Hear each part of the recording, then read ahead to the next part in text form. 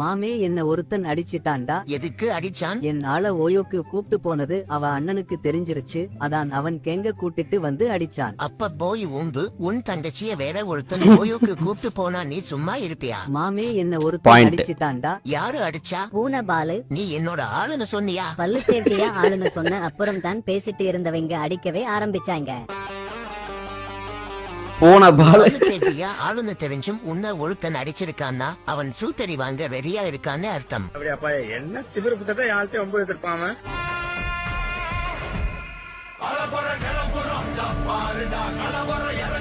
ஒழுங்கு புண்டையா ஓடி போயிரு, இல்லனா மூஞ்சில சயன் போற்றுவேன்.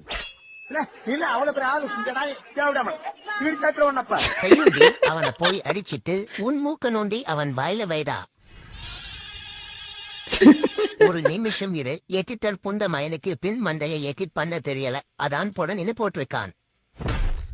சும்மா கொஞ்ச நேரம் சிரிப்பு புண்ட காமிச்சா வில்லன்றத மறந்து. யாரா அவன்? பல்லு தேவடியா இடத்துக்கு வந்து பல்லு தேவடியாவையே அடிச்சிட்டு போயிட்டான். சத்தியமா அவன் இந்த ஊருக்காரனா இருக்க மாட்டான்.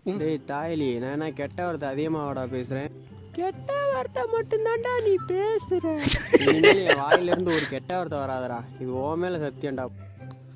கொம்மால என்ன வெயில், வேமாவாடா புண்டாமனே. கொம்மால என்ன நிழலு, கோத்தா என்ன குளிரு, கொம்மால என்ன ஃபிகரு. பேட் வேர்ட்ஸ் பேசாம எவனாலுமே இருக்க முடியாது.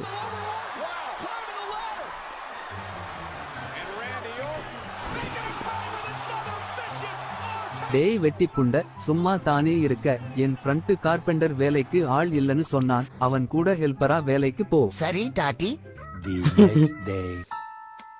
மாமே நம்ம பயத்தான், வேலைய நல்லா பழக்கி விடு. சரிதா புண்ட, உங்கப்பன மாதிரியே இருக்கியேடா. டேய் தம்பி, ஏனிய கெட்டியா புடிச்சுக்க, நான் மேல ஏறி ஆணி அடிக்கிறேன். அதெல்லாம் நான் கெட்டியா புடிச்சுக்கிறேனே.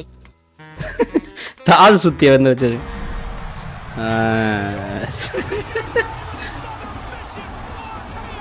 இதுதான் உன் டைம். போட்டு தாக்கு, போட்டு தாக்கு. 20 minutes later. யோ டாட்டி, எப்படி நம்ம வேலை? உன்னைய பெருமைப்படுத்திட்டேனா? புண்டமான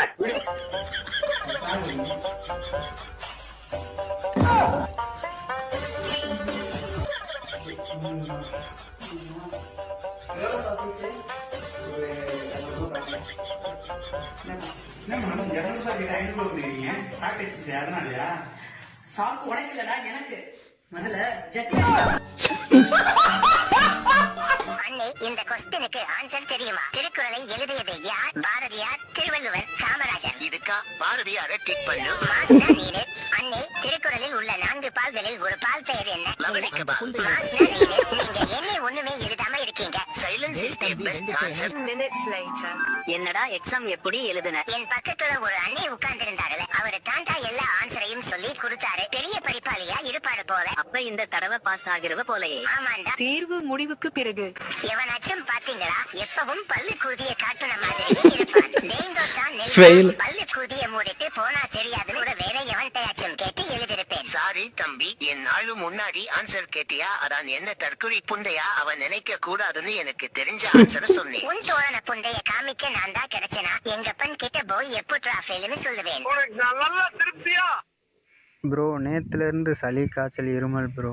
லைட்டாவா ஸ்ட்ராங்கா ப்ரோ? புரியல நீங்க சொல்றது. இல்ல தல, அதிகமா இருக்கா இல்ல கம்மியா இருக்கான்னு கேக்குறேன். அதிகமா தான் ப்ரோ இருக்கு. ப்ரோ, இதுல 9 மாத்திரை இருக்கு. கரெக்டா 9 மணிக்கு போடுங்க ப்ரோ. ப்ரோ, சாப்பிட்டு போகணுமா இல்ல எப்படி ப்ரோ?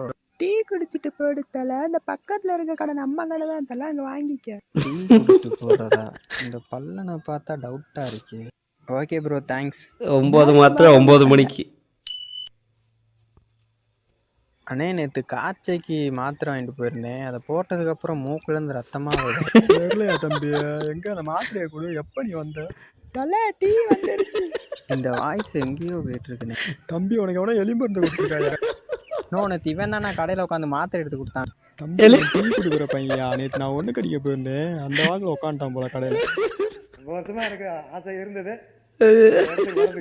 நீ விளையாடுறதுக்கு நான் தான் கிடைச்சனாடா. எருமை மாட்டு பல்லா.